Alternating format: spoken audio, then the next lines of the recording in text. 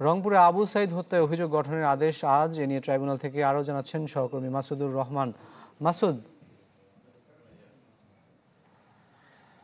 জুলাই আন্দোলনের প্রথম শহীদ রংপুরের আবু সাইদ হত্যা মামলার আজকে অভিযোগ গঠনের দিন ধার্য রয়েছে।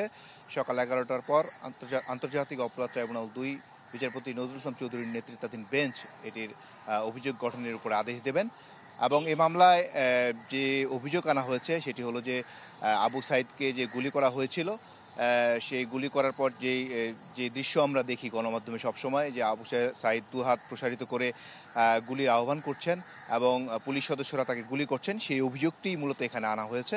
এবং এখানে এই মামলায় 30 জন আসামি করা হলেও মোট আসামিদের মধ্যে মাত্র 6 জন গ্রেপ্তার রয়েছেন। বেগম রোকেয়ার প্রক্টর সহ মোট 6 জন মাত্র গ্রেপ্তার রয়েছেন এবং বাকি 24 জন বেগম রোকেয়ার ভিসি হাসিবুর রহমান সহ মোট 24 জন পলাতক রয়েছেন।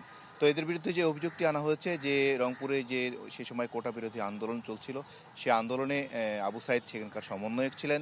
তিনি যে আন্দোলনে তার 16 জুলাইয়ের আগেও 11 জুলাই তাকে মারধর করা হয় ছাত্রলীগের তখন সেখানকার যে সভাপতি পমেল বড়ুয়ার নেতৃত্বে। তো এটা থেকেও প্রতীয়মান হয়, রাষ্ট্রপক্ষ প্রসিকিউশন বলতে চেয়েছে যে তাকে আগেও মারধর করা হয়েছে এবং ভিসির বিরুদ্ধে যে অভিযোগটি আনা হয়েছে এবং এই প্রক্টরের বিরুদ্ধে এবং পুলিশ সদস্যদের বিরুদ্ধে এবং রংপুরে তৎকালীন যে পুলিশের ডিসি ছিলেন তার বিরুদ্ধে, মেট্রোপলিটন পুলিশের যিনি দায়িত্বে ছিলেন তার বিরুদ্ধে যে অভিযোগগুলো আনা হয়েছে সেটি হলো যে ভিসির নির্দেশে এবং সেন্ট্রালি একটি নির্দেশ আসে পুলিশের পক্ষ থেকে, সেটি রংপুরে স্থানীয় যে পুলিশ তাদের কাছে যায়, তারা তার উপর ভিত্তি করে ভিসির সাথে কথা বলে প্রক্টরকে যে নির্দেশ দিয়েছেন এর উপর ভিত্তি করে মূলত আজকে অভিযোগ গঠন করা হবে। যদি গঠন করা হয় তাহলে আজকে এই মামলার আনুষ্ঠানিকভাবে এই মামলার যদি অভিযোগ গঠন করা হয়ে যায় তাহলে বিচার শুরু হয়ে যাবে এবং সাক্ষ্য গ্রহণের একটি তারিখ আন্তর্জাতিক অপরাধ ট্রাইব্যুনাল 2 দেবেন এবং এটি প্রথম কোনো মামলা যেটি আন্তর্জাতিক অপরাধ ট্রাইব্যুনালে আনুষ্ঠানিক বিচার শুরু হবে। আর এই মামলার পূর্বে যেটি হয়েছে যে এখানে অভিযোগ গঠনের শুনানি পর্যায়ে যেটি আনা হয় সেটি বলা হয়েছিল যে যখন আবু সাইদকে গুলি করে মারা হয় এরপর তাকে তার মরদেহর যে ময়নাতদন্তের রিপোর্ট, টোটাল রিপোর্ট, সেটি 5 বার পরিবর্তন করা হয়। তো যে সমস্ত ডাক্তাররা এটি পরিবর্তন করেছে তাদেরকেও এইখানে আসামি করা হয়েছে। তো সকাল 11টার সংবাদে হয়তো আমরা জানাতে পারবো এটি অভিযোগ গঠনের বিচার পর্যায়ে 30 জনের বিচার শুরু হবে নাকি পরবর্তীতে কোনো তারিখ দেওয়া হবে, সেটি আমরা পরবর্তী সংবাদে জানাতে পারবো।